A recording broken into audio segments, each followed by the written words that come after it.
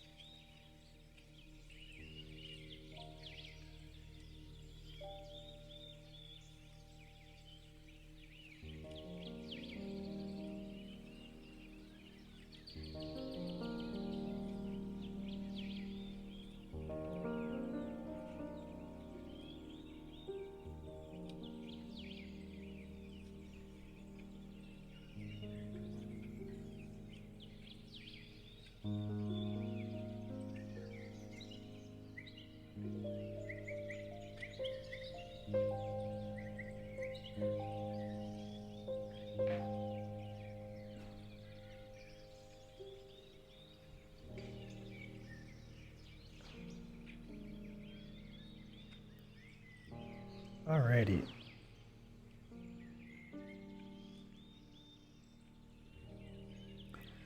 So hello everyone. We're gonna do some guided painting in watercolors today of a waterfall. And hey Elsie.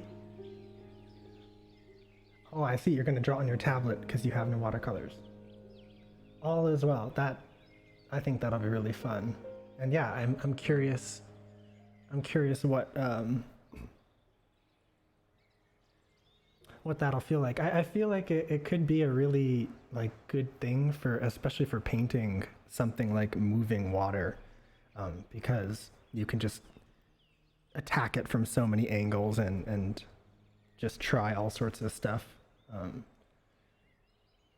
Yeah, I actually for today's session kind of pre-recorded a demo of me painting this waterfall in watercolor.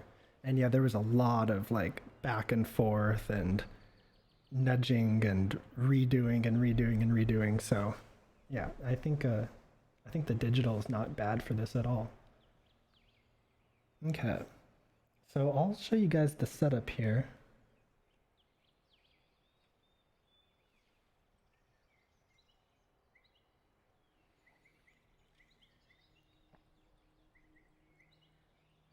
Ooh, yeah, there's all sorts of like cool, yeah, mixer brush and wet brush emulation things. Awesome.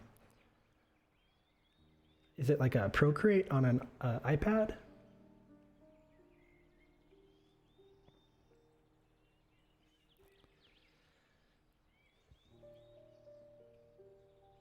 And yeah, if anyone else, has any questions or wants to introduce themselves at any point, or let us know what you are working on or in what medium, that'd be awesome too.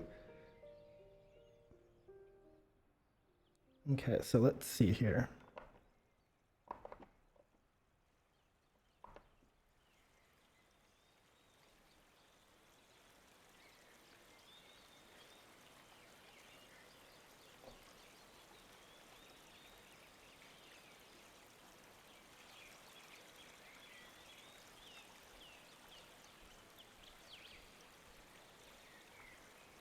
So this is a waterfall in Washington called Panther Creek Falls, and I visited. Oh, let's see. Oh, hi Grunky Daros. I see you have a small child, so you won't be painting, but you're here to watch, learn. Okay, cool, awesome. Yeah, any questions, comments? Feel free to type it in, and I'd love to go back and forth. Okay, so yeah, this is Panther Creek Falls, and yeah, it's this beautiful kind of like multi-tiered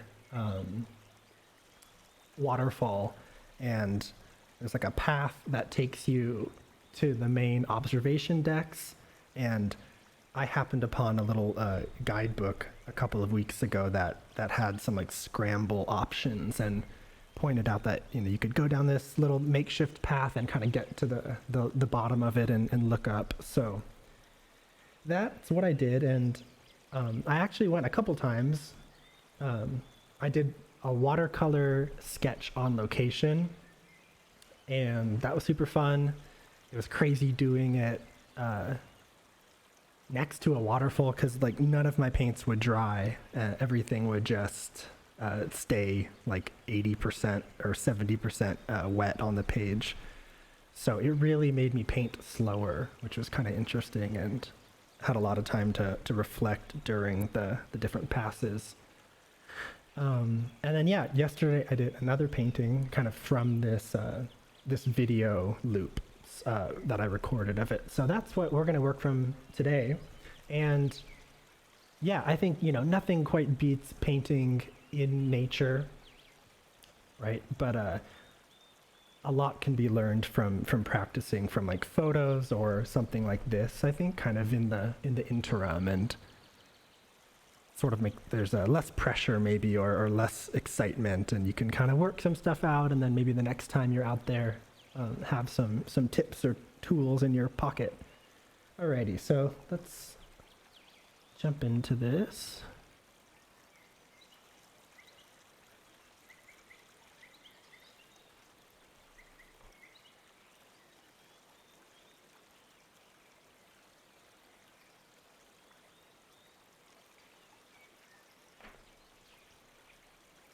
All right.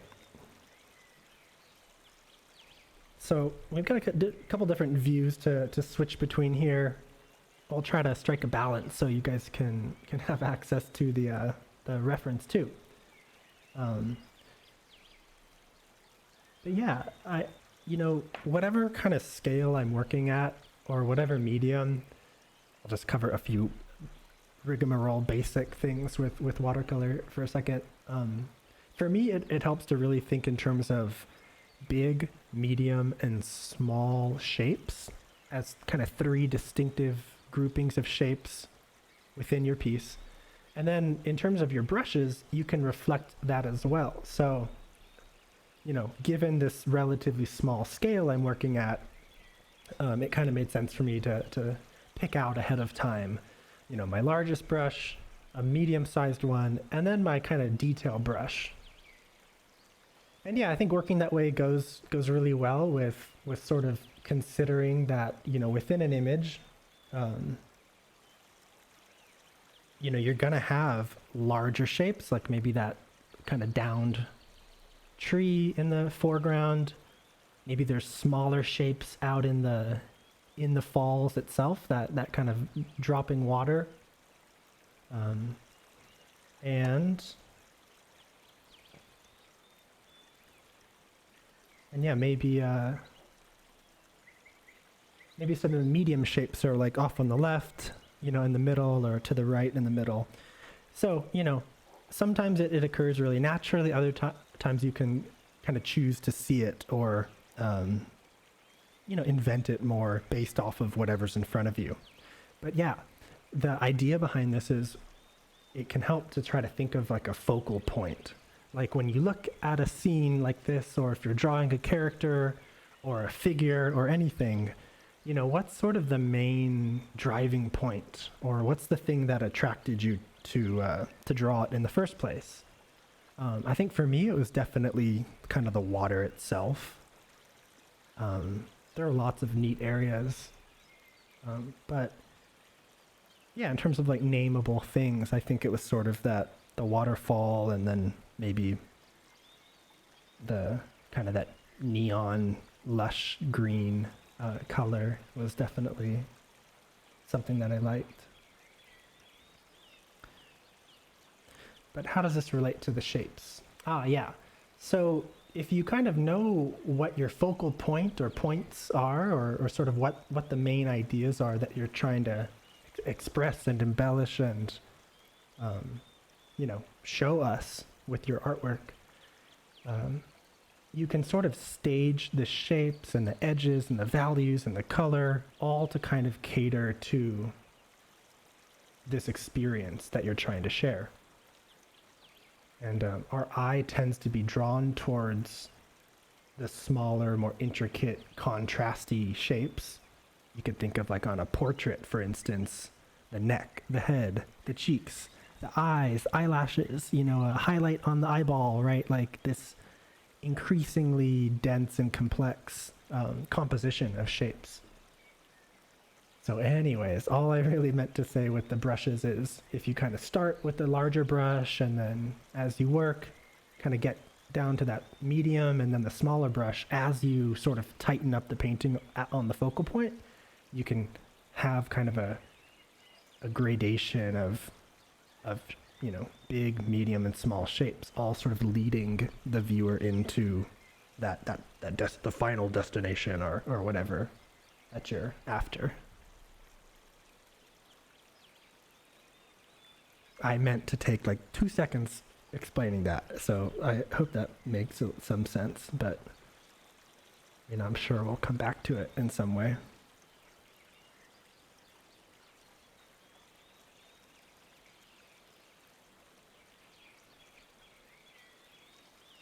So yeah, I think, you know, this recorded video, right now it's in just 100% normal speed mode.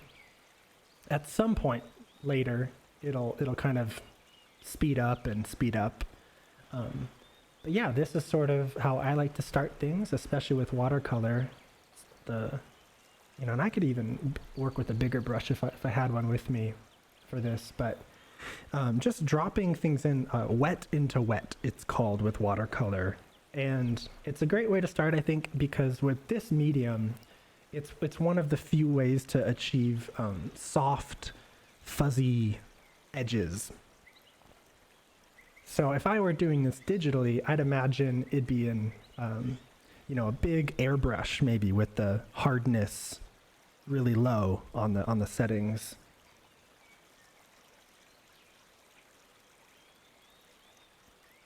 And yeah, just kind of blocking in some of the big swaths of color.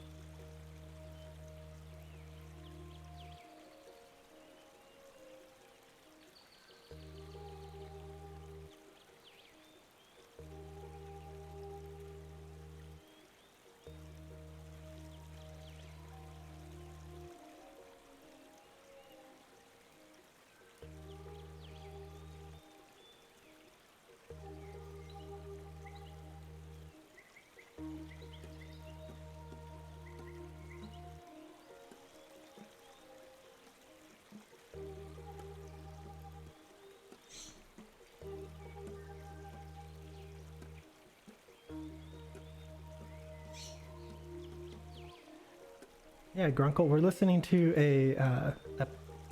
a music track made by Gaia Rhodes that I love. The piano and the drums and the vocals.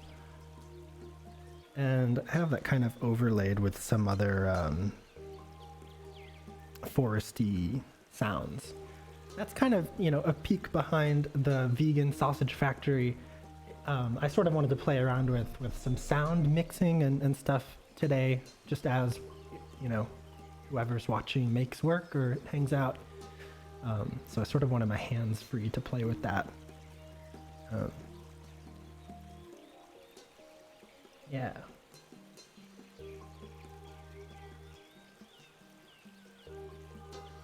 Yeah, so one of the things you can do, this is a watercolor painting I'm doing, but there's another medium called gouache. And a gouache is a very similar, it's a more opaque watercolor, and it comes in a tube. Watercolor tends to come in a pan, like I have, those little pads of color, or you can get refill tubes as well. So yeah, the reason I bring it up is because a lot of in the history of watercolor painting, a lot of watercolorists have used white gouache along with their paintings. There's really amazing paintings, like in 19th century paintings, John Singer Sargent or Anders Zorn, or I don't know, a lot of people. And yeah, they'll do like 80%, 90% of it with just watercolor. But at some point, to get some really kind of bright highlights, they'll bring in this other medium, gouache, which is more opaque, kind of like an oil or an acrylic paint, and you can just much more directly put in whatever highlights or whatever it is that you want. So yeah, I think this oh yeah, not this painting, but the one I did from in real life, or in person I should say, was kind of like an aha moment with the gouache, and not just using it sort of towards the end, but much more during a lot of the process. So I think that'll come up in a minute here.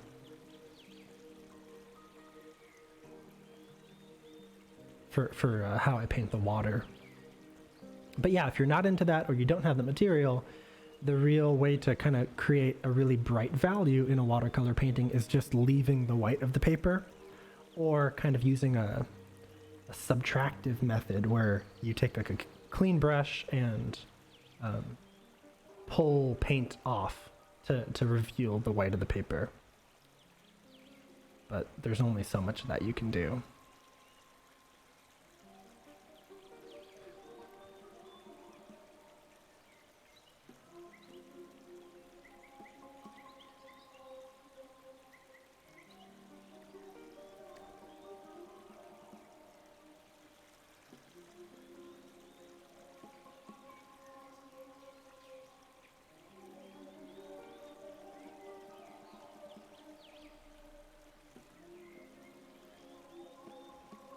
So kind of on the topic of the focal point, which is something that I've been thinking a lot about too lately, more than normal. It works that way with edges as well. So if you kind of imagine like a fuzzy photograph or something, maybe you take a photo with the depth of field blur, and sort of sometimes you'll have your subject matter sort of tack sharp and in focus, and a lot of the rest will kind of be fuzzy and blurrier, and it really just kind of glues your eyes and your attention to that focus. So in a handmade image, like a painting, it can help to maybe work in a workflow where maybe you start things off a little softer and fuzzier, as if you haven't really given the viewer something definite to focus on. And then as you work your way into the more of a finish, you start introducing those sharper, harder edges. And that will kind of, just like the smaller, intricate shapes, help facilitate that feeling of a focal point, or an area of focus. And an edge is really just, how two given shapes interact. So is it, one color, like a puzzle piece, in the wrong place? Do they kind of stand out really strongly, or is the edge fuzzier or blurred, to the point where they are a little bit more unified and less distinct? So yeah, that kind of goes with working in the wet on wet, or wet into wet way with watercolor.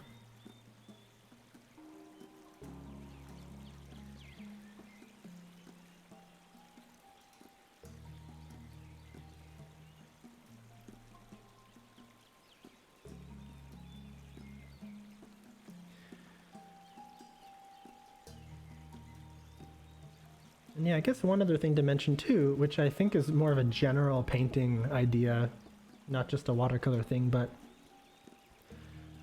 sometimes working with color and painting is difficult, I think, because it's overwhelming.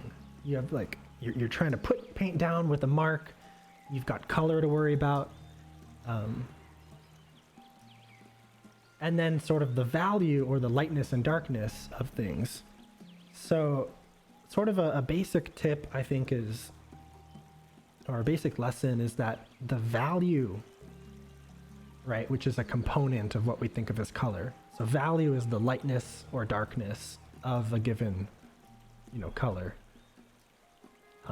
If the value is sort of in the ballpark, it's the three-dimensionality, the lighting is going to work. And then color is more of the icing on the cake. So I think sort of if you can partition your brain and give priority to considering the light and darks, right? That type of relationship, seeing the image that way, it can really help a lot. So one way to experiment with that is if you take a look at the reference and really squint your eyes. And I'm talking like squint till they're practically shut and then just barely, open them a tiny bit. And that's just a way to kind of compress what you're seeing into the really simple light and dark relationship. So when I do that to this waterfall image, I almost lose the sensation of color in a lot of it, the darker areas. And it's a lot of the medium values and stuff start to really crunch down and appear darker too. And that kind of exposes the basic sort of abstract design of the piece. And at least if our goal is to kind of go for something representational or realistic. So anyways, I think thinking this way, where you're prioritizing the placement of lighter or darker shapes, just in terms of light and dark, if you kind of focus on that, the color's a lot easier to deal with, and I think it kind of opens up the painting to even be more abstract and expressionistic in a way where you can actually play a lot with the different colors from what you're seeing, and it's still going to work. It's still going to feel like objects have a portion that is being illuminated by light, hence the lighter value, and portions that are going more into shadow, the darker values. So yeah, a lot of the rules, I think, kind of free you a lot too by making the process a little easier.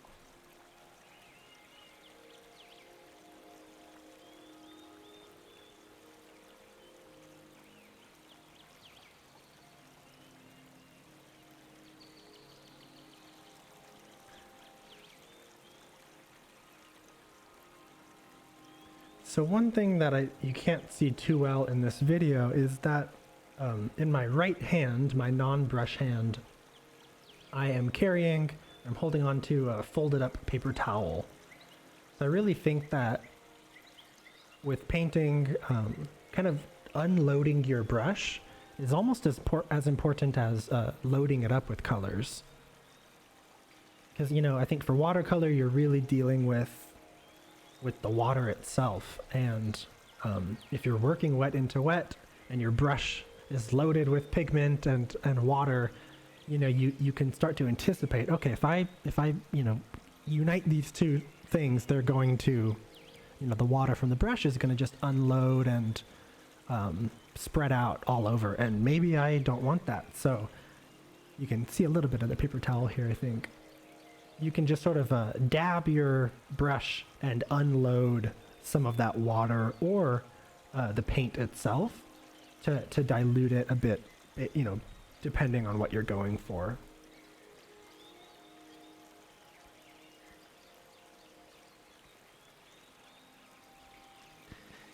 Yeah, Elsie, I know. These are such a journey. It's, yeah.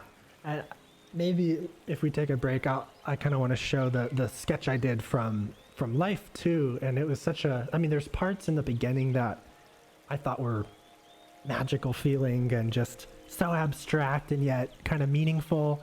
And, spending an hour on it, it's like almost all of that got covered up by more realistic, takes on whatever it is I was drawing or painting. And it's like it's better in some way, but not as good in some way. So I don't know, at least for me, it's just such a conundrum, kind of these loose starts and then wanting to capture more and more and more of what I'm seeing. And sometimes fun stuff gets destroyed in there too.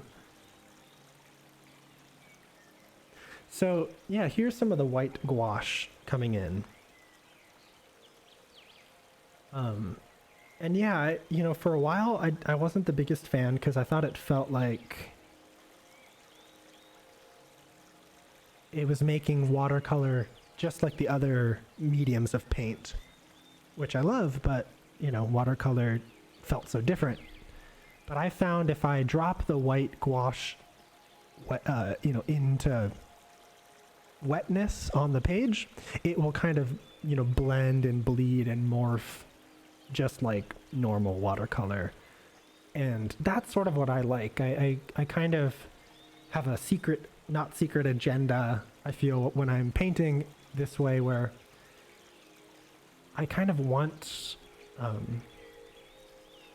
I want it to feel organic and not necessarily super mark makey. Like I'm trying to hide the human hand in some way. So yeah, the wet into wet, right? Or just the water itself kind of doing its own thing with the shapes and the edges, I think really is nice. So here I'm guessing I'm going to go in and wet those edges now, just with a little bit of water.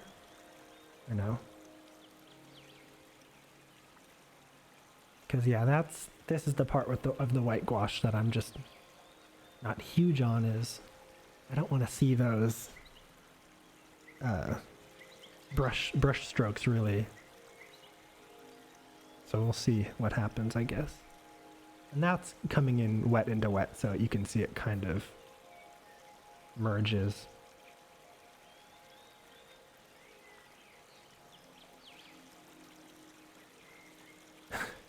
Attacking the page. And it looks a little weird, but your brush is made up of all these bristles.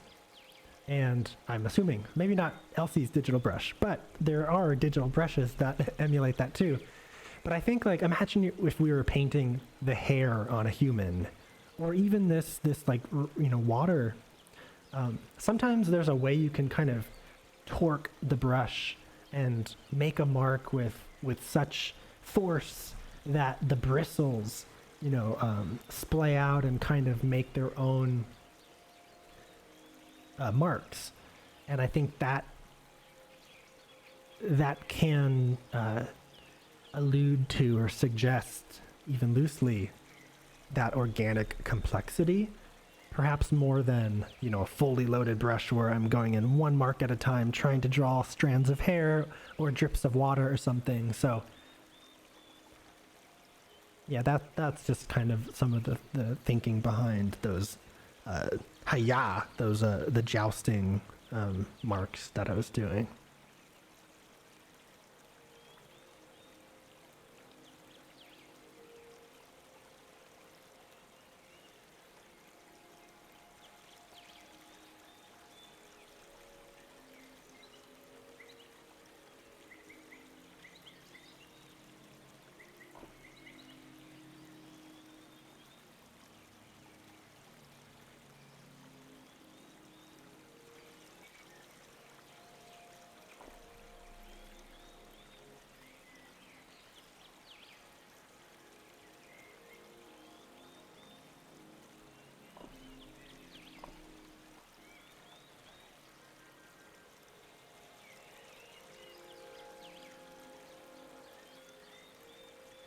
Let's see, Gronkle. I like your name, by the way. Good question. What kind of paper and paint is good for this kind of art?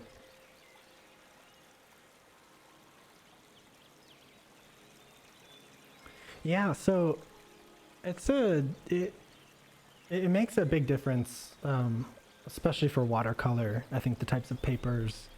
A lot of people have different preferences. Um, so for me, I like to work with like pretty thick paper that can, you know, sustain a lot of working, and I guess kind of like a medium texture. Uh, so specifically,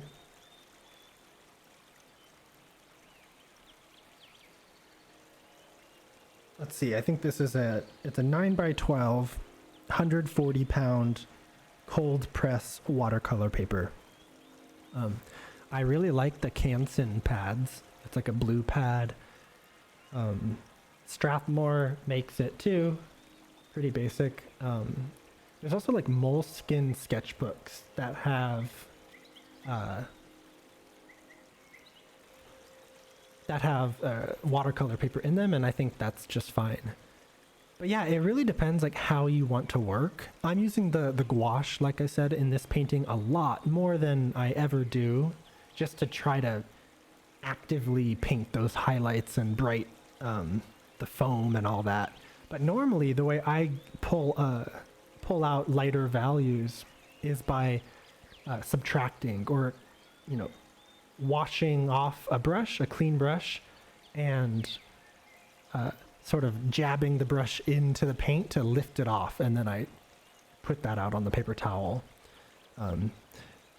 So anyways, like that's my main way of you know, achieving highlights and lighter values. Kind of, yeah, like I'm doing here. I'm pushing off that paint in the back, and then cleaning it off on the brush or on the paper towel. So you can see the values are getting lighter. There's some like waterfall in the top back there. That's what I'm going for.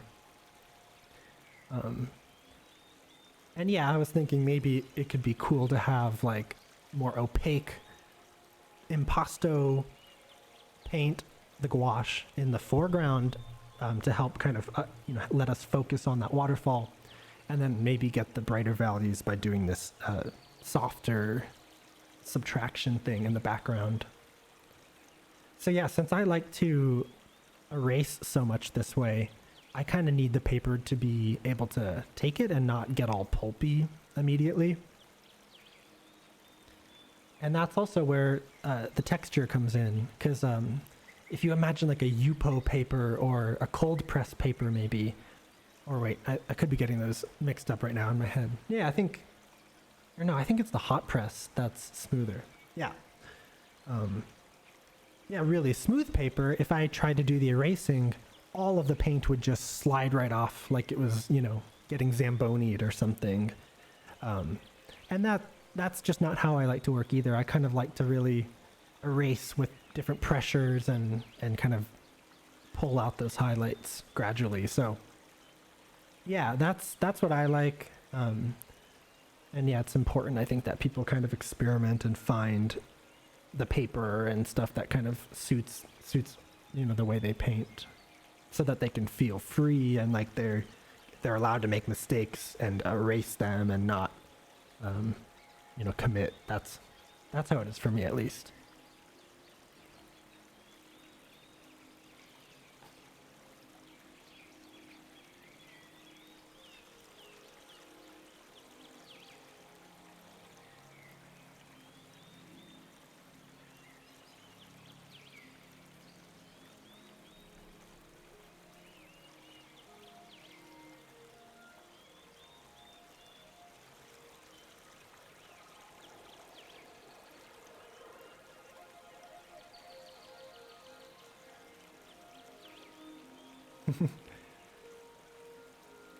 Yeah, last time I was up in Oregon some months ago, I went ice skating for the first time in years and was reminded why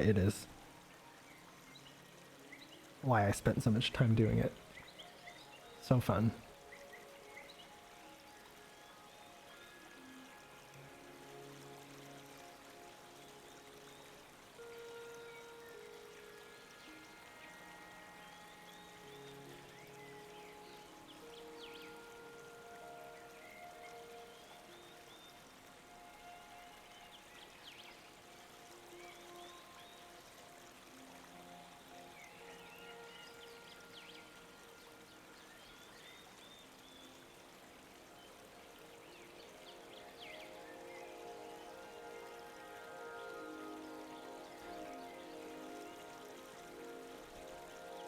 On the note of paper, one thing that I'm gonna consider for the next time, or maybe forget and then continue a perpetual cycle of negligence and just chase myself in circles for years painting the same thing with the same medium.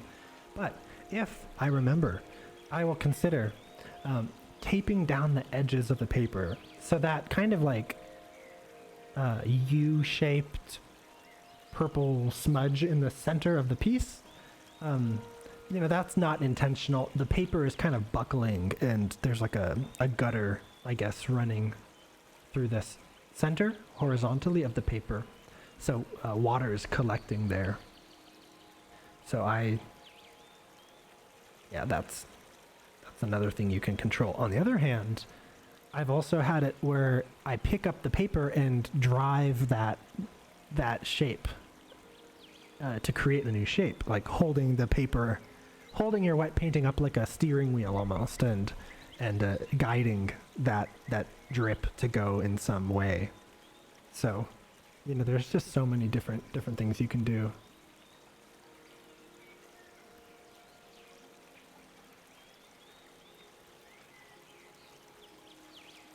Are you a West Coast based grunkle?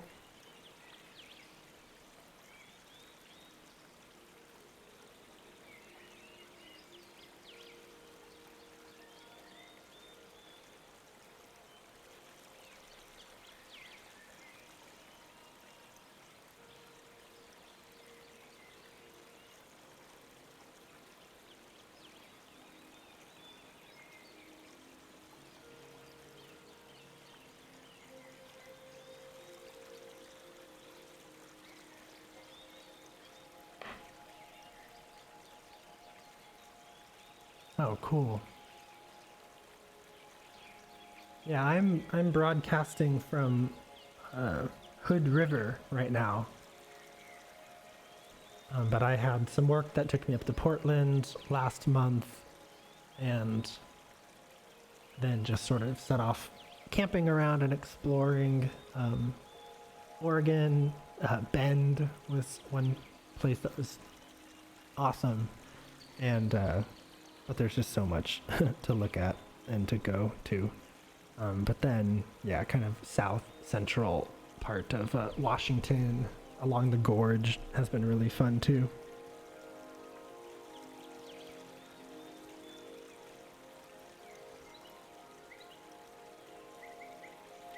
Yeah, Elsie, I think you and Guy would enjoy it so much.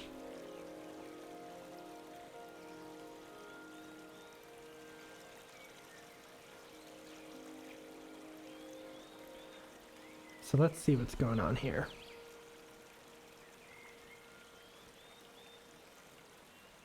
Yeah, so in some way, you know, again, assuming the conversation is based around representational artwork, capturing something kind of specific.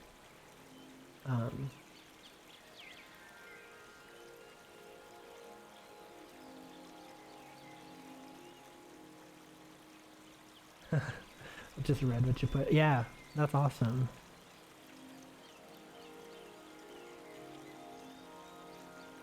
Yeah, yeah, I feel. I'm just a recent initiate.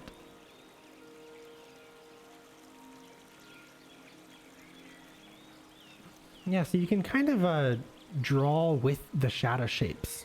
So just blocking them in, like kind of here, like I'm trying to imply those, I think they're kind of different splaying out of downed logs and tree trunks.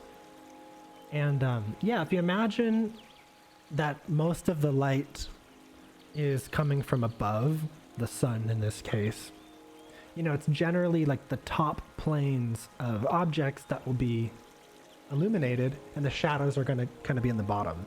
So like that very front log thing, that's a great example where the shadow is, you know, off on the side and kind of underneath. And then basically that same pattern can be used of almost a little formulaically for indicating a lot of the rocks and, you know, just whatever kind of form is going on. So painting in little shadows can just start to imply, okay, there's something there, right? That is, you know, catching light, receiving light, and then its form is changing, right? Turning under or something to where light is not getting there.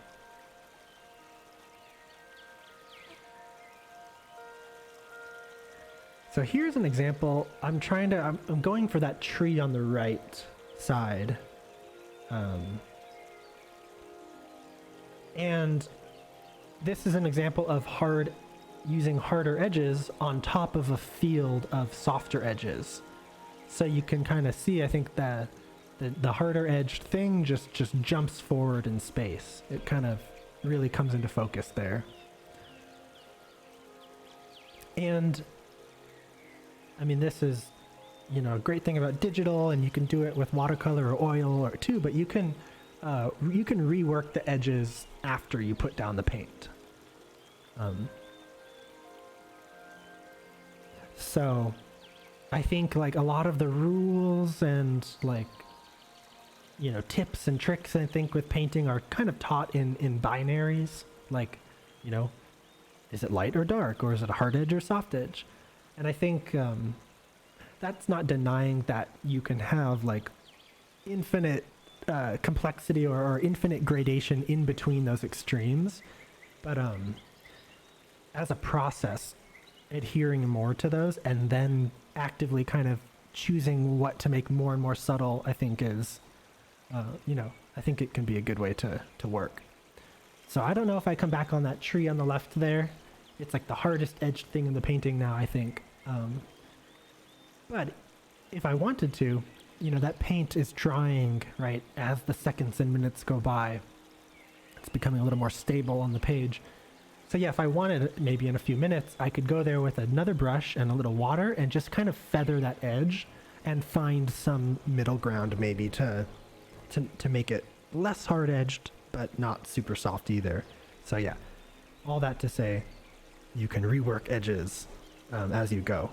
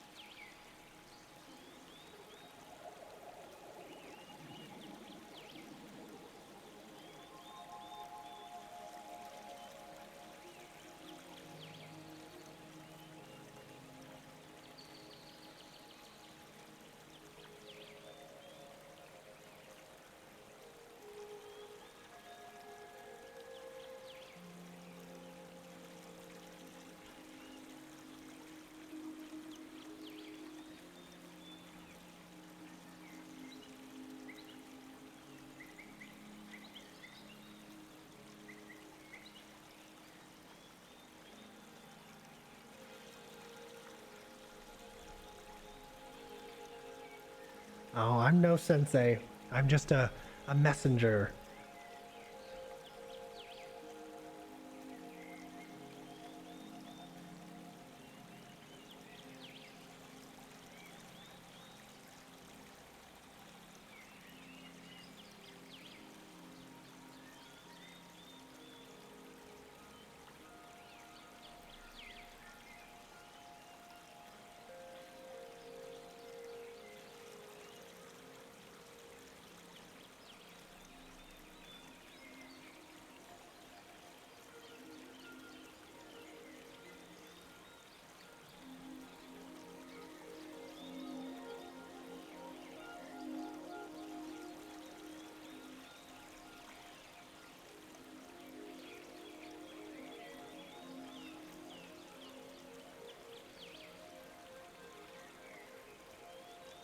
So maybe Chris of the past is taking a break.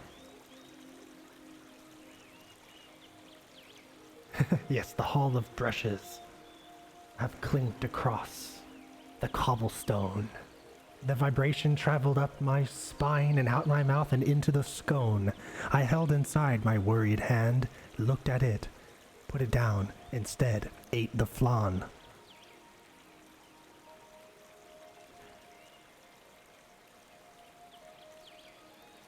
Maybe I think in the past I was taking a little break. Oh yeah, the light was really shining in on into the room. Yeah, I mean, looking at this, like, there are things that I almost wish I just stopped here. But yeah, I don't know.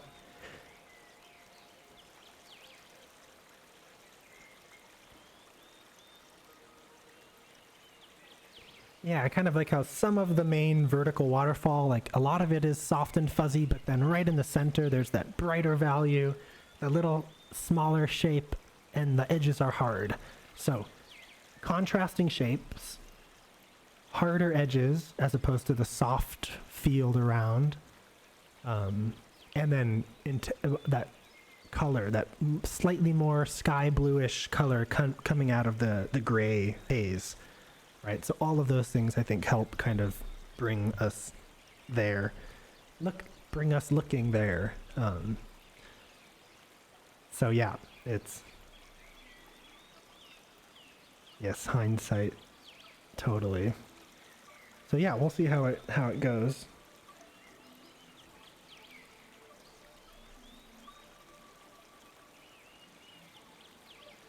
Maybe we'll take a quick second here and check out some work from the past. So I still need to go in here and add everyone's names to these older ones, but I know Elsie has a piece in here.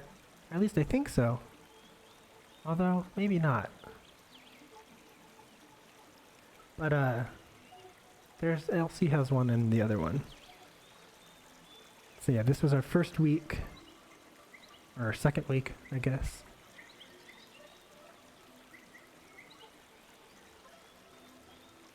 Uh-oh. I might have just frozen the computer. Oh, I had to show the gallery. No. Let's see.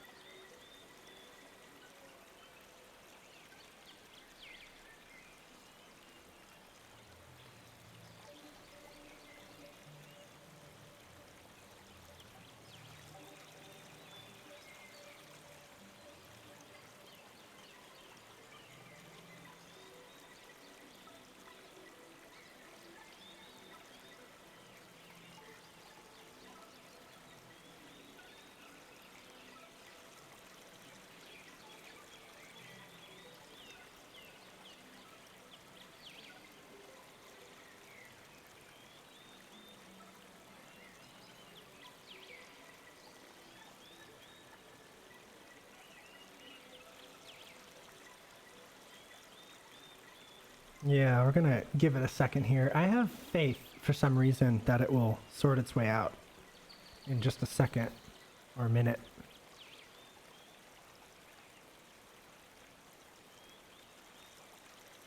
Okay, I think it recovered. Whew, phew, okay. So, blessings to my computer, please. But we love you and support you in all the calculations you do. I know we take you for granted sometimes. I know that we do watercolor paintings with the bowl of water right next to the laptop all the time, including yesterday. And I'm sorry, but please don't fail us now.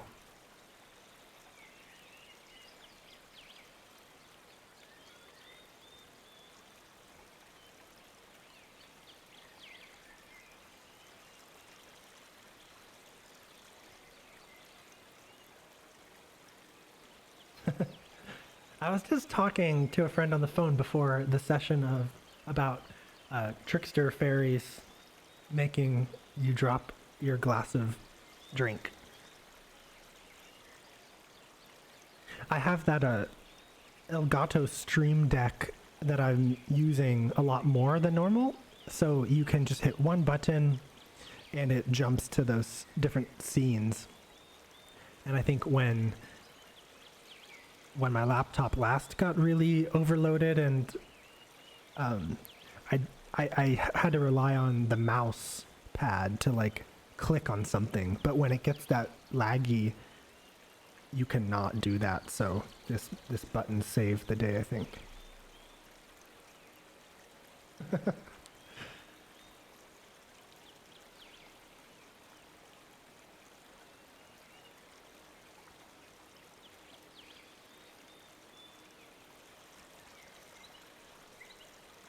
So there's a kind of an edge concept called lost and found edges too going on here, I think, and I'm basically trying to imply with that lighter, brighter piece of there's the erasing again there, with that lighter lime green, you know, the light side of a rock, and then I'm trying to show the contours of that form with those 3 or maybe 4 or 5 now dotted shadow shapes. So the idea of a lost and found edge is sort of implying some kind of shape or form without necessarily outlining it or having, you know, it completely 360 degrees, you know, standing out in contrast. So it's like little shadow there. Okay, that can imply an underside. Maybe above it, the shadow of another rock, right? But altogether, it could help imply that there's, you know, a couple shapes there. And you can kind of get into the, you know, a little bit more of the maybe interesting or poetic moments or something when you can try to suggest a bunch of stuff with just a few, you know, limited means.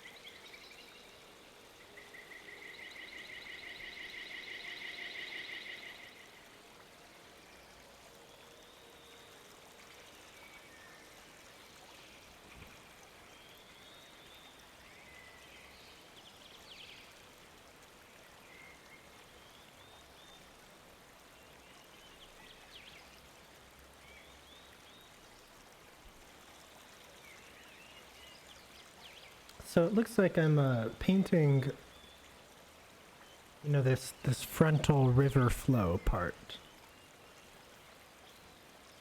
And yeah, it was totally a challenging area.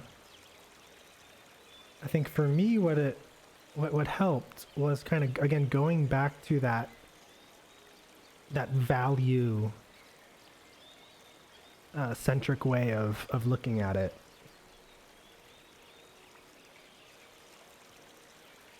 So yeah, when I look at that area, again, we can squint to help expose this, right? But it's the different facets of this waterfall are broken up really by the value. So in between, starting with the main part of the falls, it's almost like a piano keyboard, right? Dark, light, and that's helping us see those individual falls. And then kind of that very sort of lower middle portion running horizontally, that's very bright, lots of foam in the air as it falls, or lots of air mixing into the water, I should say.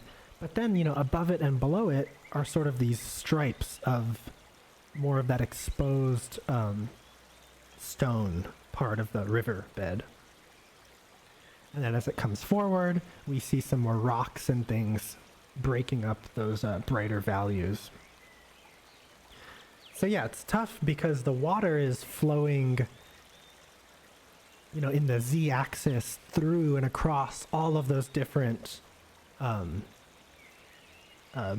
breakups, and yet to make the painting work and kind of imply these different sections, we kind of need them to be broken up horizontally or laterally. So different things going on. I can definitely think of other examples of, like, in portraiture, I think when this type of thing happens, maybe you'll have like a shadow or something going across the face, but the light is sort of traveling down the face, and you've got to find a way to kind of get both in there. I've been thinking a lot lately of, it's like you gotta have the cake, and then you have to eat it, and then you have to request it in smoothie form, and then a written book form, and grilled cheese form, and antique newspaper article form that you put in a paper shredder, and then you need to tape that together in a new way and read that. And you need all that.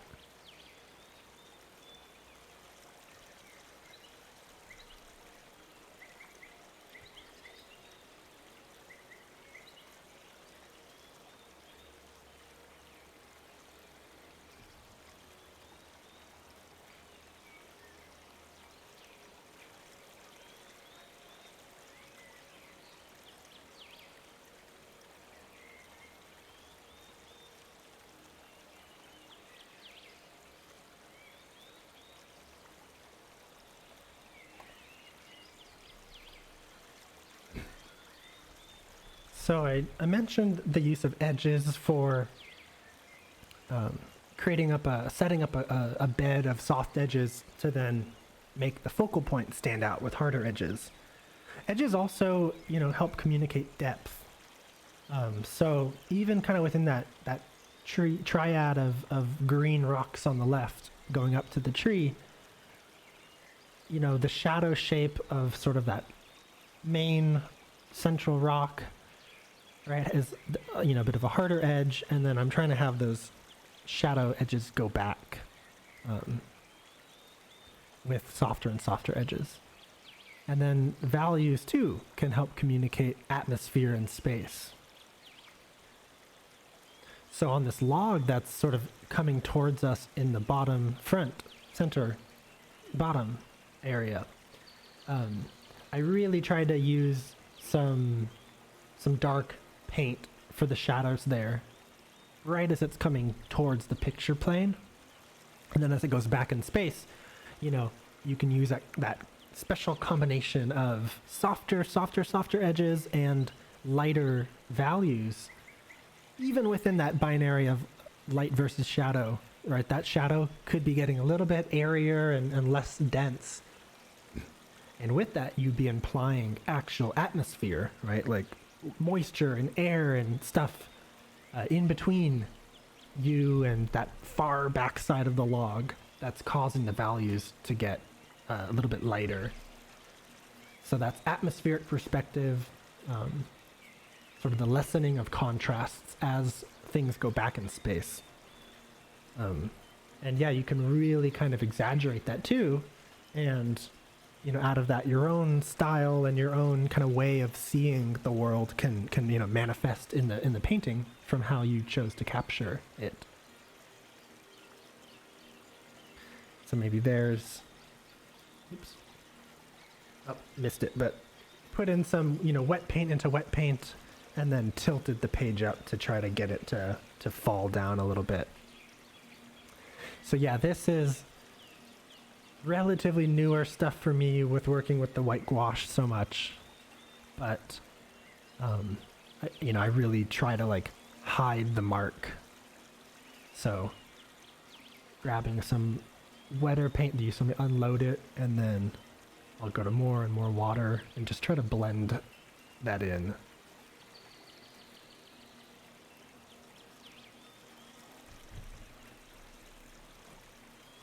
Oh man, I'm just reminded of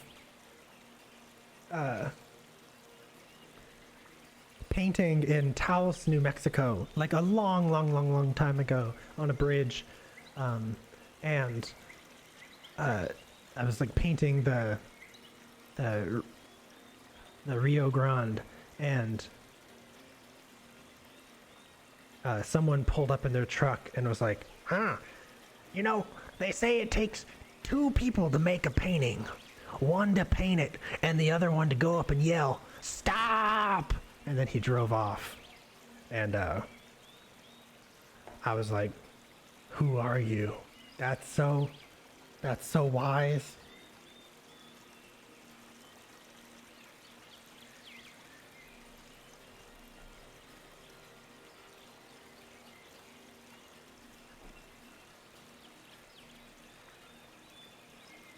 And yeah, kind of random, kind of weird, but I think painting in the age of like cell phones and you know, camera phones and whatever is kind of interesting, super interesting, but I mean helpful in a way too.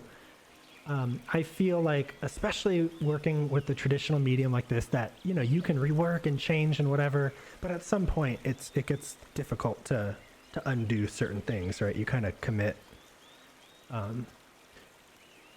But yeah, having the ability to document and save your progress, or in this case, you know, I captured some video. In a weird way, just personally, it really helps me feel like I can experiment and go down, you know, chase different avenues of doing things. And I don't feel like I'm like ruining the piece so much. I very well may, but I, you know, I have the documented photo or video or whatever, just as a reminder of something, you know, something cool that happened or a way it looked, and you can kind of store that mentally too, to you know, for future pieces, and remember, oh, you know, I liked the way that looked when I did that. I'm actually going to yell at myself, stop, you know, at this point on a future thing, and maybe not touch that area or whatever. Yeah, I might have made it sound weirder too, but it was like a nice thing.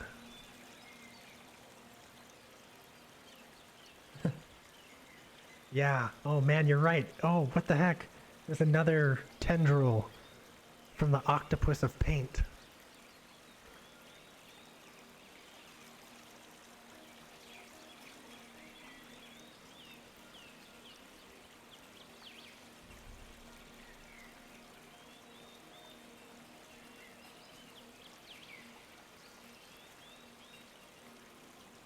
So yeah, if you can't tell, the video is now a little bit sped up here for the demonstration.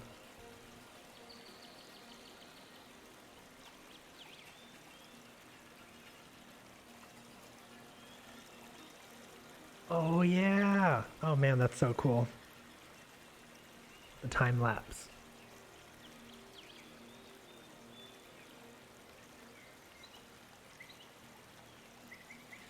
So yeah, I mean, looking at it now, I guess I mentioned working from the bigger brush to the smaller brushes, bigger shapes, right? Bigger swaths of color into the more intricate details. And you can break that up in any way you want to. So that's just the general workflow that helps me. But, you know, as beautiful as the simple abstraction is, it's also some of the details and specificity that I think attract you to a subject matter in the first place too, and you kind of want to get that in there perhaps. So I really liked the way that kind of bottom left stones are with the water streaming in between them. So it was at some point or another important for me to kind of get in there and try indicating it. So yeah, I generally jump around a lot. I dropped in some shadows for the undersides of those things, and I'm just going to move on to another area. Part of that is the watercolor and letting it maybe dry or absorb into the paper a tiny bit so it doesn't all go crazy. But also you can give yourself a timeout. You can just move on and let your eyes kind of adjust and not get totally tunnel visioned on something. So yeah, lots of different passes for me, kind of moving around the piece. So kind of lost and found there, right? A darker accent on the top to split up that falls, and then one down lower. But I'm sort of, I guess, trying to avoid, you know, single harsh mark from top to bottom. Kind of see that in the reference, but it's so subtle, and there's movement, and there's like more mist at the bottom, so there's like gradation. It's not just like one flat stripe in between. So that's definitely a challenge, I think, with this.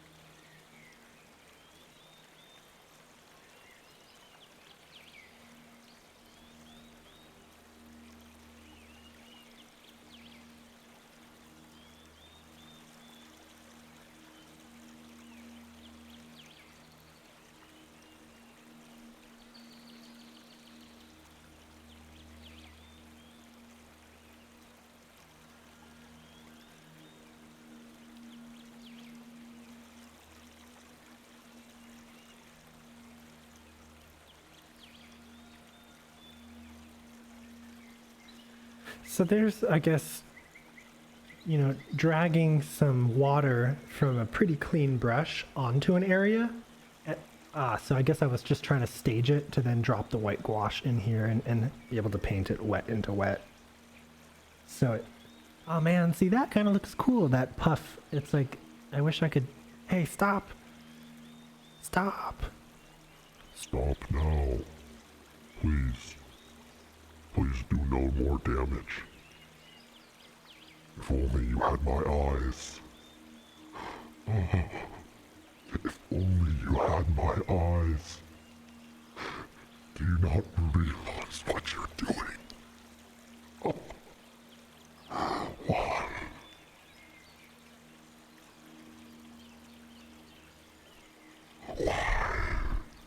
Why?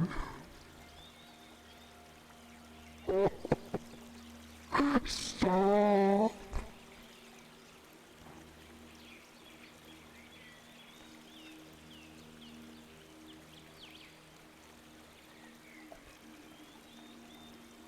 Oh, but you know, I like these moves here.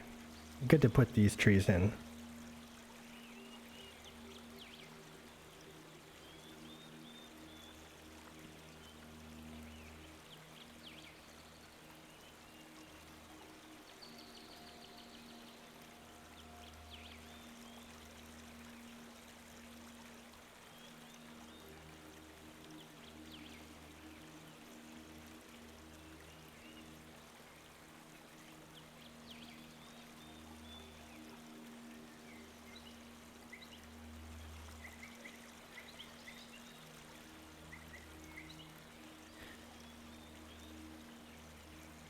So yeah, before I dropped that gouache in there,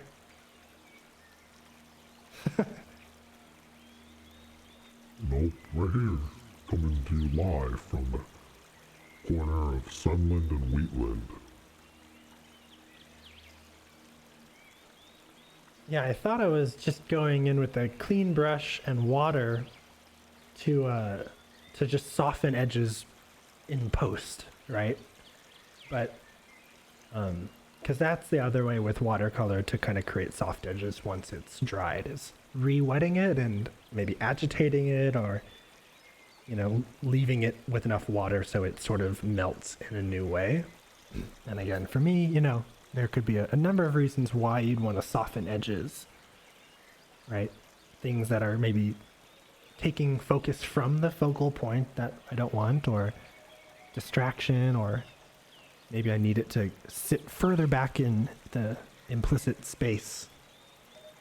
So softening edges can help with that. There's a little bit more dry brush technique, so just, you know, trying to create some texture and complexity through limited means.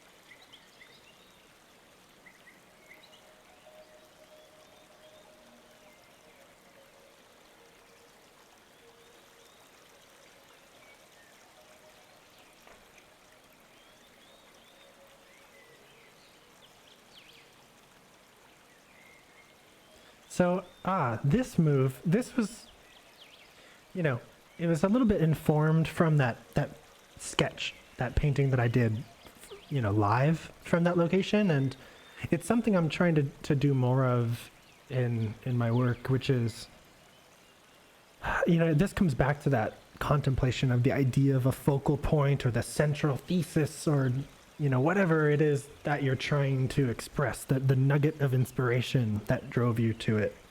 And the idea that if that sort of has the most attention and vibrancy, then, you know, you can have a stronger piece or something that more similarly conveys, you know, that feeling that you're after.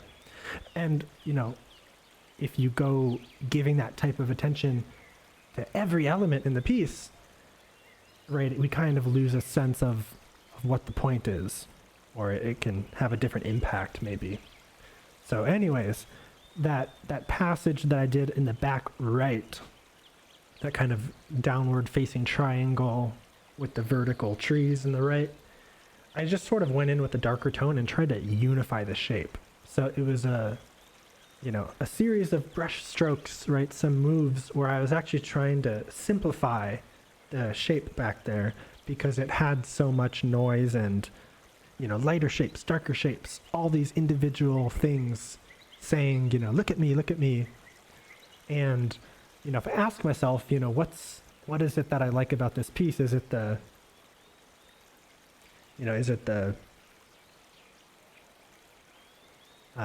far right bank, or, you know, cliff, or is it, the waterfall next to it. You know, it's probably more about the water. So yeah, just kind of making that choice to mute things or turn down their visual volume a little bit can kind of help.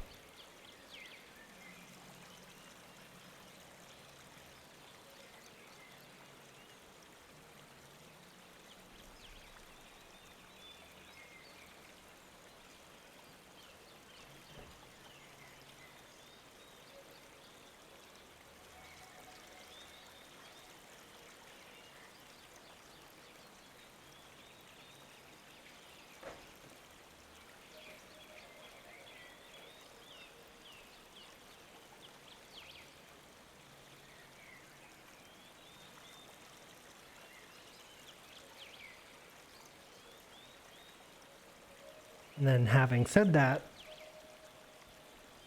I thought it would be helpful to sort of get a little bit of that value gradation of it getting a little bit darker as it moves downwards. You know, maybe for abstract reasons, just to kind of have the shape not be totally flat, and maybe also to help convey the light of like there's this shadowy pit, you know, towards the bottom that's not getting as much light. So yeah, that kind of goes back to the whole, you know, we can think in terms of like light and dark, or soft edge, hard edge, flat or textury, and those can serve as just starting points.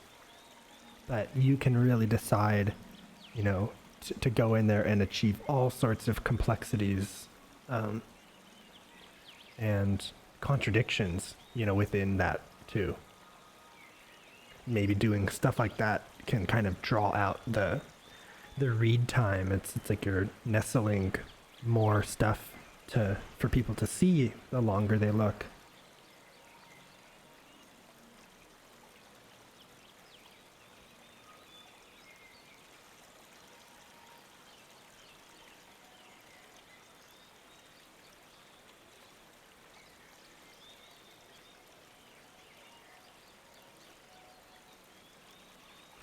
Oh, by the way, hey you there, did you know that if you submit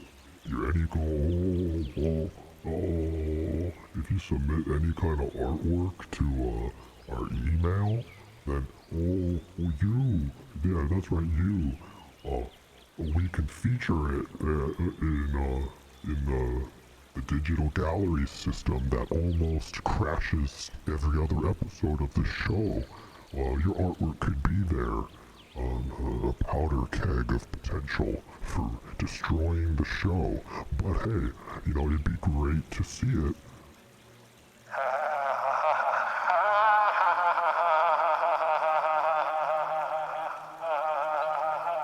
Yeah, okay? No, it's not that funny, okay, you idiot. Alright, geez, but I'm telling you guys straight up. Please, feel free, send in that artwork and we'll love to embed it in a little cubby with all the other work and we'll premiere it at the future shows. So, okay, send that on in whenever you're finished. Sunland, Sunspace at gmail.com.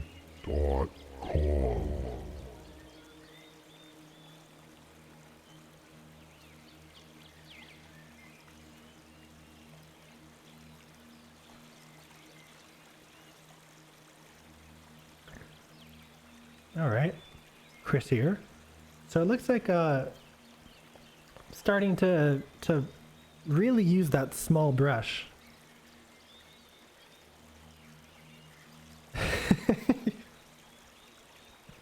Yeah, exactly. There's hours and hours of human energy converted into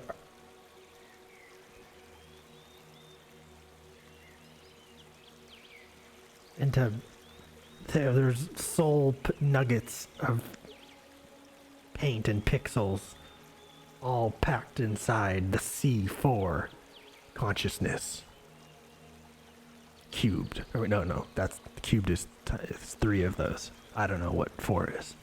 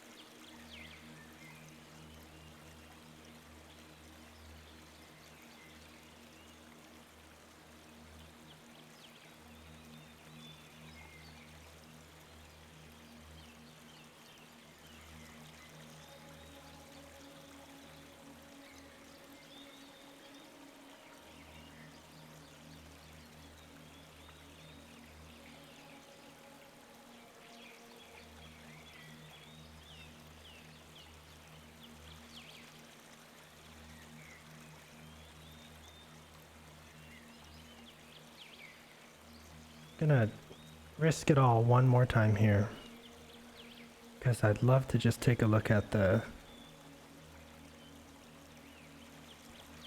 some of the muffins from last month. So yeah, we had drawing there on the left by Rose, and one done by Judith Elizabeth. Kind of after the fact, Judith watched the upload from YouTube and then sent this in, which is really awesome. And yeah, Knowles in the upper right, and then a watercolor that I did on the stream in the upper left.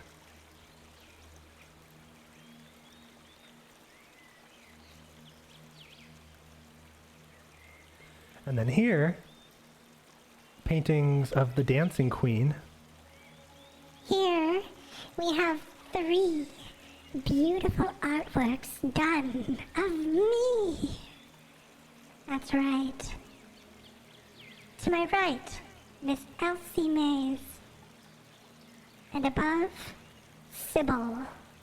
And to my left, Paola. And in my chamber I dance alone, swooning to the marrow of bone. The vital nutrients captured in charcoal and graphite forever.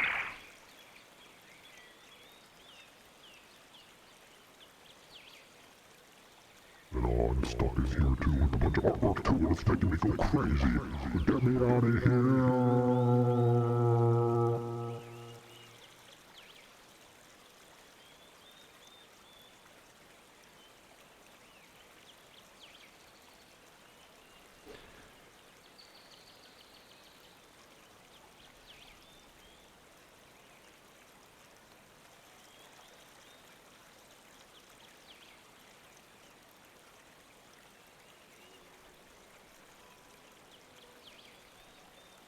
Yeah, that's a really good point with the if you'd have done D&D as a kid.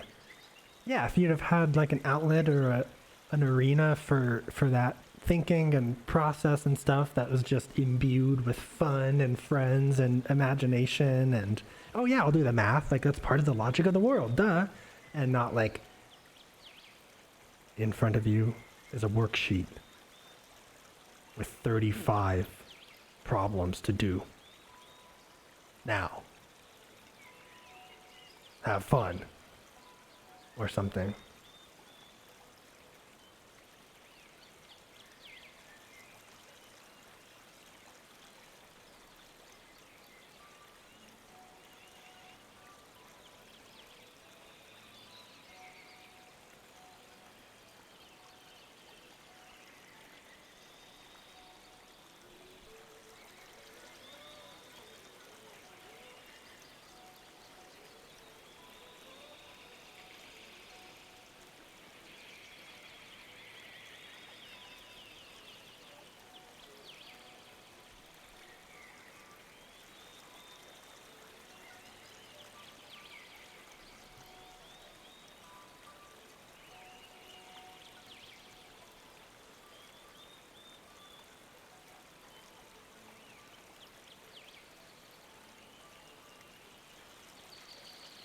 Yeah, so I guess anyone watching this, past or future,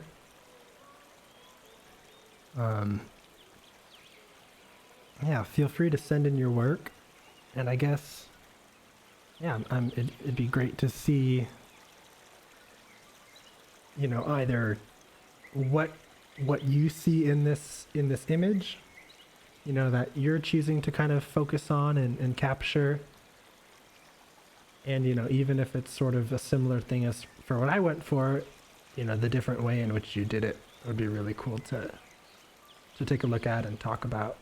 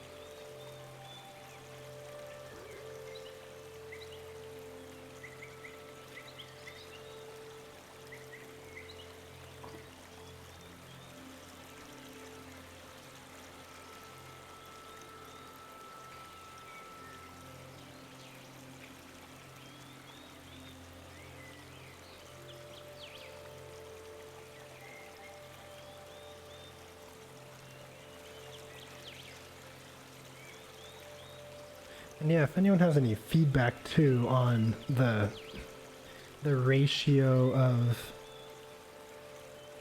you know, pure reference with nothing else or with tiny portal into demoing, or side by side, right? Or kind of the inverse of the first with mainly demo and bits of reference and things. Feel free to let me know. So I think one thing that's tricky is everyone could be working with different screen sizes, and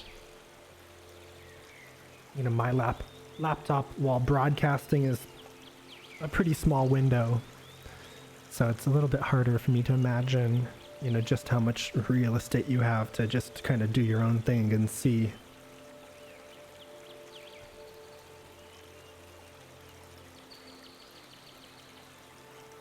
Like, I'm kind of wondering if there's enough, even in this split screen, to kind of do your own thing from that picture on the left. I hope so.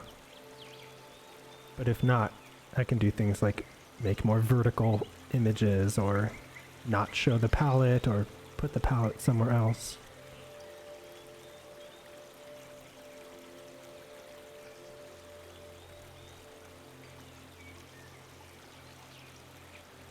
Yeah, that's sort of one interesting thing in the online teaching and stuff that I've done in various forms over the past year and a half. You know, while having classes in person is awesome, there are some interesting things that happen, I think, when everyone's kind of working remotely, especially when it comes to individual styles and voices and things. I think I feel like I've noticed more of that than in the traditional kind of classroom environment, where sometimes you're self-conscious, or you know, you're looking over your shoulder all the time at the best person or the teacher or whatever, and there's a homogenization, I think, that can happen. You know, so different pros and cons. Yeah.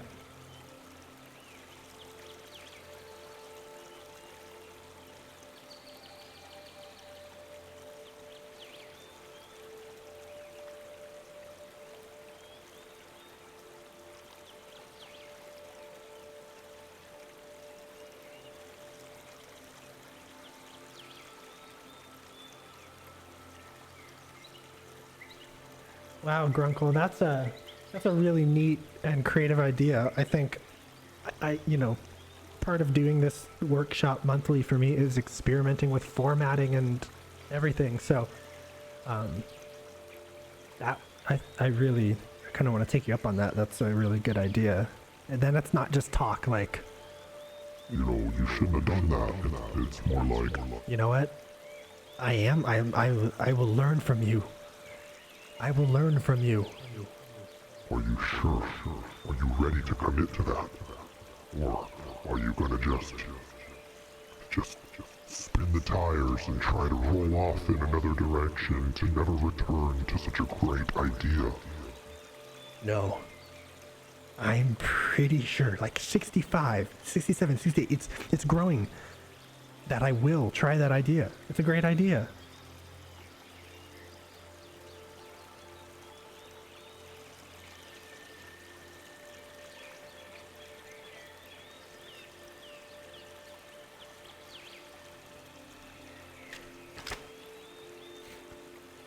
I'll try to show this.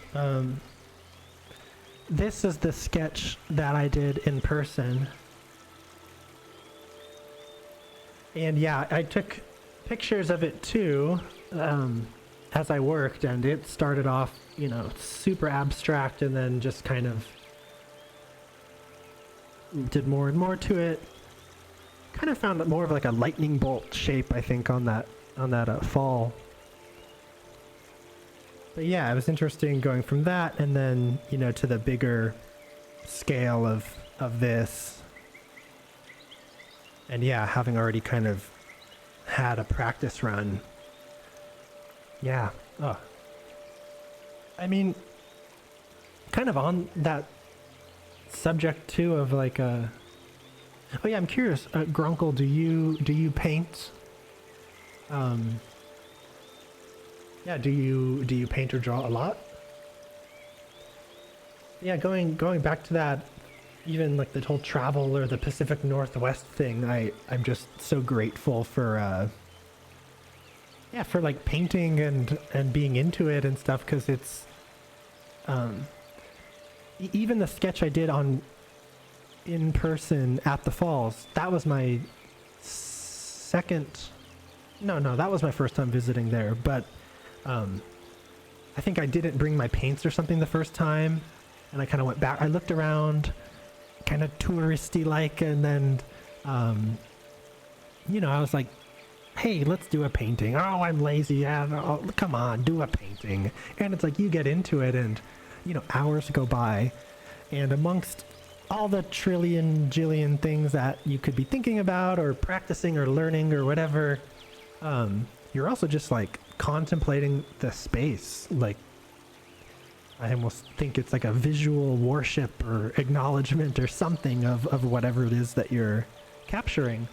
And I don't know, you just kind of like, painting is great for so many reasons, but even just as some excuse to pause and take something in for a while, I think is really neat.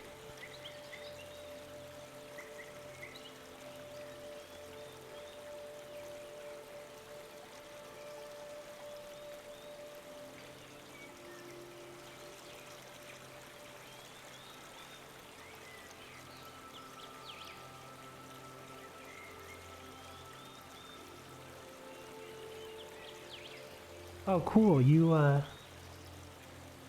oh, awesome. Oh yeah, Grunkle Chips, right? Didn't I messed up the name. It was, yeah, I think I said like Crinkle Chips or Grunkle Chips. Yeah, cool. Okay, yeah, I remember you. I remember you in Twitch chat form.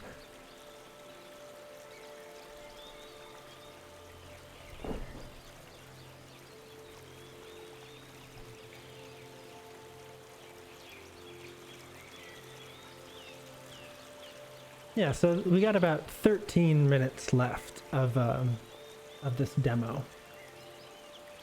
The art of which ended up with milk spilled all over it from the kiddo. Wow. Man, kids making art, like, is so amazing. I was staying with a family up in Portland for a few weeks, doing some artwork and helping with some things. That was like last month. But the person I was staying with has a son who's 6 named Ronan and loves to draw, has like a miniature easel and like desk set up in his dad's studio, and like we'd be painting and he'd run in there and like grab like the whole box of crayons in like a fist and then make like one, you know, 3 swipes with all the colors and then like sign it. And it was just like amazing, and I don't know, there's just no inhibition or talking forever about things. It's just so natural. Yeah, I wonder if you guys draw together, paint together.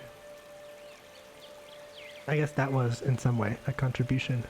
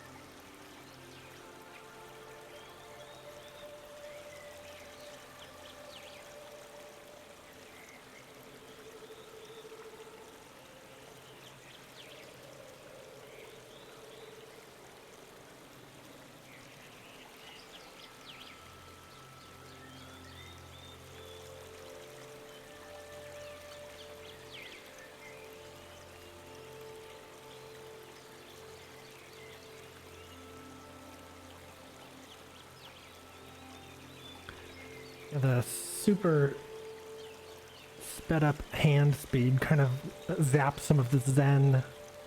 So maybe there's another way to condense painting in video, but I'm not sure.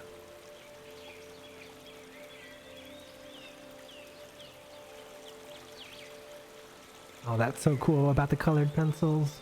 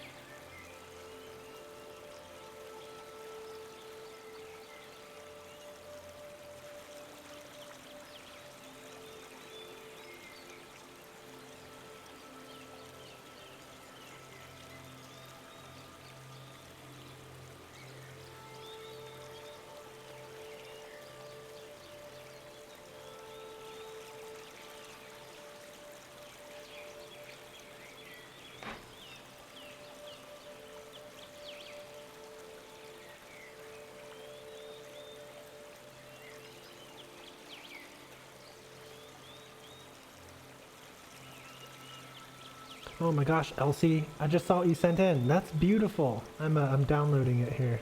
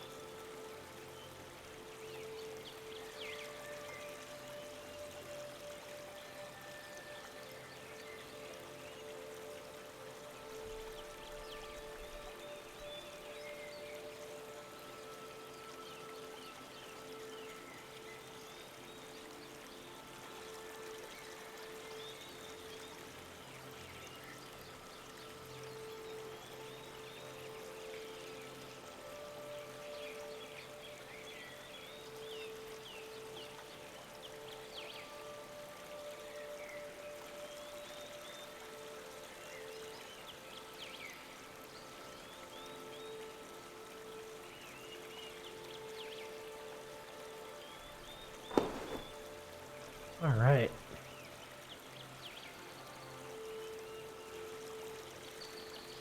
Yeah, this is so cool. I love how you got like the magenta in the back. I think that, that's one thing I didn't touch on, but I really like about your piece. Yeah, just color can be used to differentiate the planes of space. It's something that we get to do in a colored image that we have to compensate for in other ways in like a charcoal or graphite, black and white drawing or something. If you kind of think about that log and the water in the stream and the waterfall and the background. And if you think of each of these shapes as like a, you know, a different entity or a plane going back in space, yeah, you know, having them clearly overlapped in terms of their placement and stuff, that's a great way to show, you know, one thing in front of another. But then those shapes themselves can kind of be, you know, they can average out to a certain color or something that will stand out. So maybe, you know, I think you have some of the greens in, if I may, with the constructive thing. In the back, very background, you have like that light green. And I feel like you did kind of slightly lighten it from the greens in the foreground. But maybe that's something you could push even further, is like keep the bright, saturated, limey greens in the front growing on the log and the stuff on the left, and then maybe you introduce a little bit more of that golden yellow or something in the background, just to like tell the viewer, hey, you know, this is similar greenery foliage in both the foreground and the background, but there's just something different going on with the stuff in the back, you know, for realistic reasons or not, just abstractly, it will kind of help separate them and imply some more space. And yeah, maybe for the log on the front, I struggled with that front log. It's, you know, it's like you don't really see the beginning of it, you don't really see the end of it, but what else could it be, you know, in a forest? So yeah, I think some of the wood texture in the running down the center of it could help give a hint of like what it's made out of, what it is.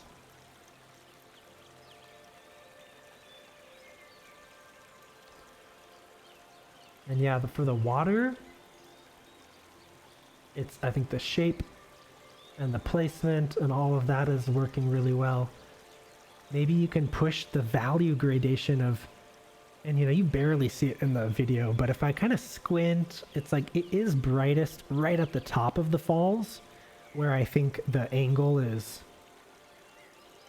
you know, it's rolling from the top plane down to go vertically, and as it makes that corner, that rounds that corner, I think that's where it's like catching the light from the sun, and then as it falls, it's getting further out of the light. So maybe you can play up that that gradation, keep it really bright at the top parts, and then right at the base where it's like it's falling and hitting the ground, it could, I don't know, get dusted back with a little bit more of that cool bluish violet or something. And but yeah, it's tricky because also when it hits the ground there, it appears to be like poofing up, like there's clouds of stuff. So it's a complicated setup for sure. But yeah, thank you for sending this in and sharing. This is awesome.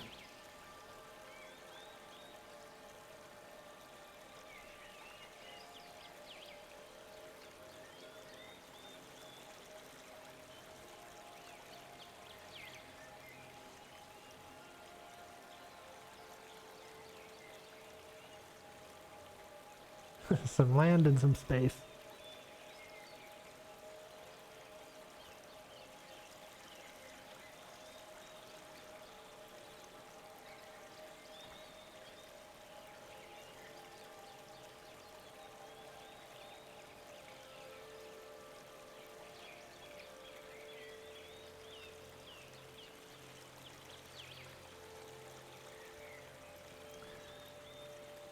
So yeah, this is wrapping up. I think there's 2.5 minutes of sped up painting left here, where I'm just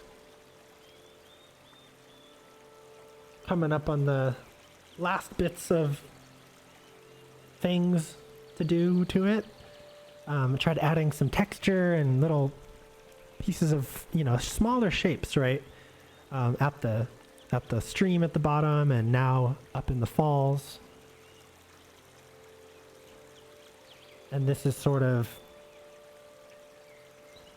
you know, in reality, like, those shapes are everywhere, right? If you looked and stared into anything, but I'm trying to kind of, I don't want to say decorate, but, you know, include them in the places where I think it really matters most or would help the most.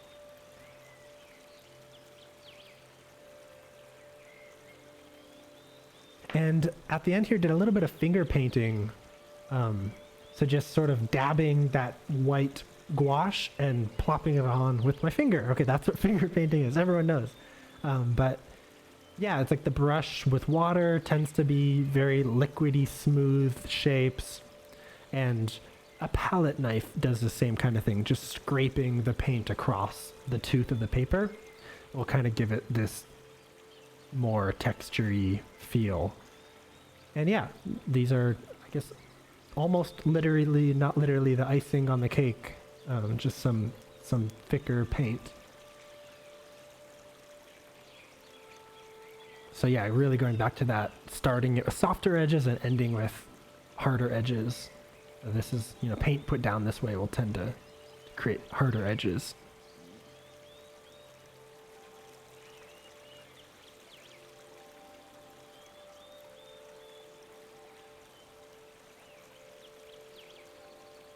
Oh good, Elsie. Glad you explored another aspect of your toolkit.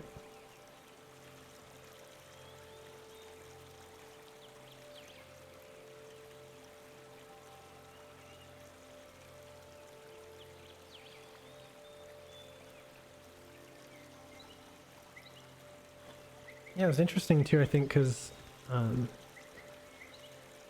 there we go.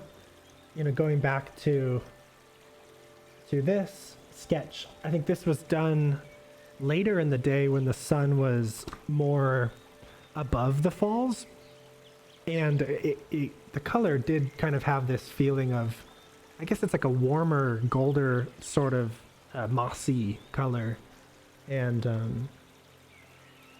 in this demo, or rather when I recorded the footage of this waterfall, which I did touch up a little bit on the computer and brightened it, it was much earlier in the morning, and the sun was still being blocked by a lot of the trees in the surrounding forest. So yeah, the color was not as warm. It was much more like minty kind of greens and blue greens and things, because it wasn't in direct sunlight. Even in this picture, which I kind of, you know, pushed up the brightness and stuff, you can tell what's really being illuminated is the stuff in the center top, right? That higher area, that's getting the sunlight, but not down here in this valley yet.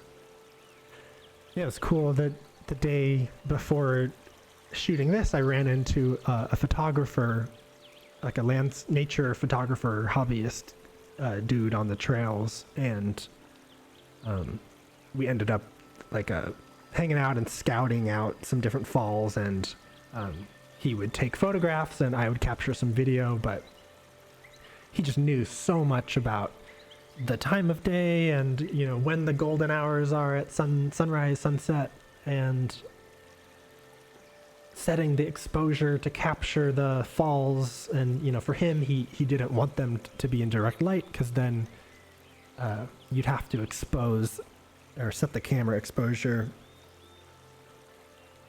you know, to that of the white of the falls, and everything else would get a lot darker. So it was really fun to think about the way the camera sees the world, and then kind of the way a painter can,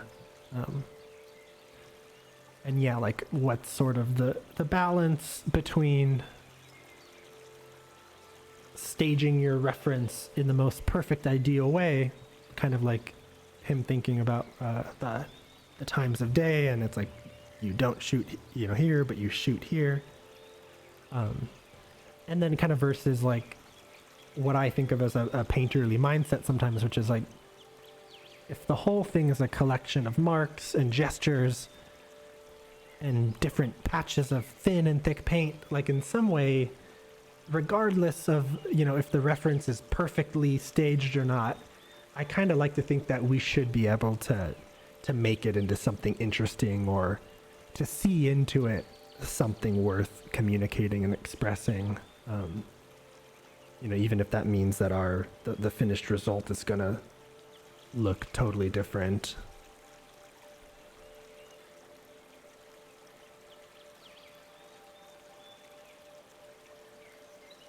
So yeah, I'm just... Oh, hey Nick, what's up?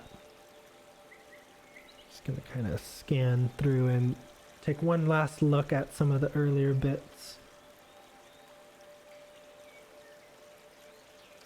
Like, I guess, you know, are there areas even at this level of abstraction that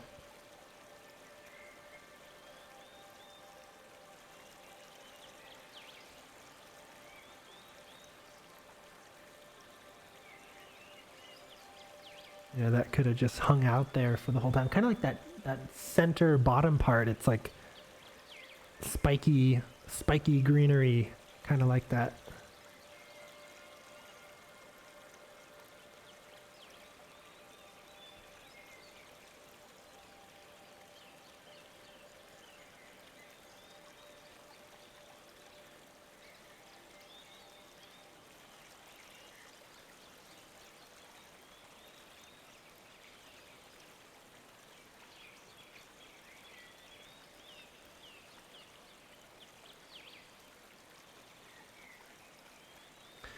I heard too that sprinkling salt on drying water or on wet watercolor makes some interesting shapes too.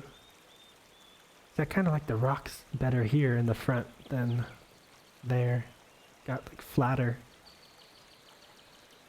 Anyways, yeah, thanks for hanging out, everyone. And if you're watching this on the future on YouTube or elsewhere, yeah, still feel free to send in anything you make, and take a look at it and show it and share it.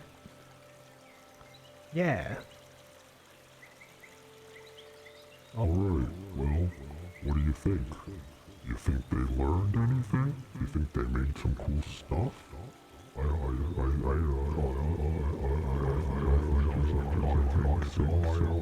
would imagine so. Well, I wonder what we'll draw or look or paint at next time. I don't know. Come on, give it to me. Come on! I don't know. I just don't know. Wait, I'll tell you the secret. I think we're gonna do a painting of us.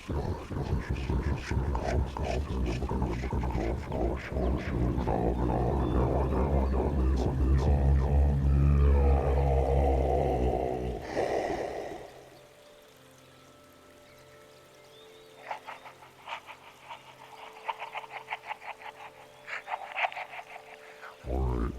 Okay, everyone. Thanks for hanging out, and thanks for hanging out and painting on this very chill Friday.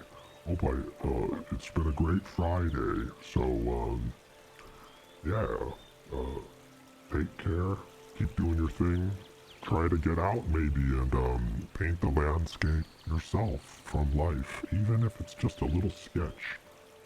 Could be really fun, you could learn a lot. So,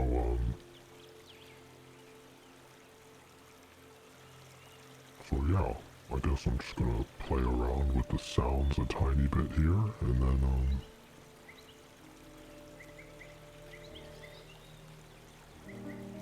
and yeah, and that'll be it.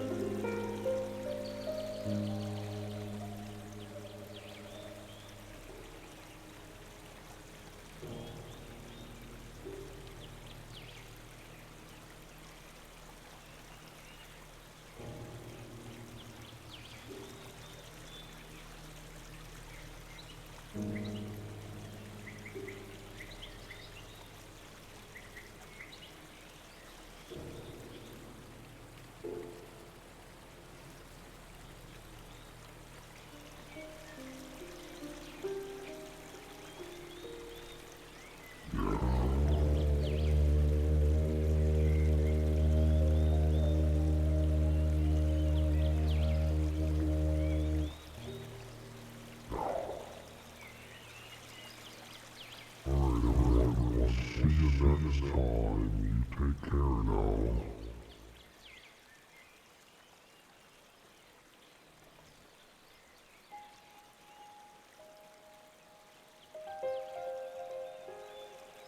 Thank you, Gaia Rhodes, for this sound.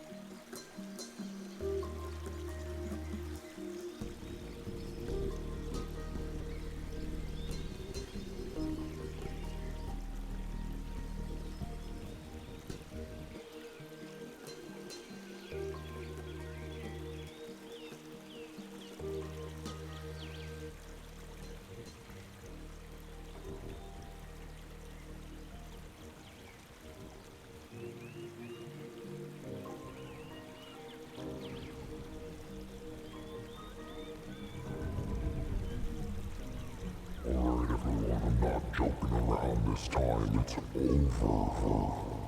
Alright. Goodbye. One. Goodbye.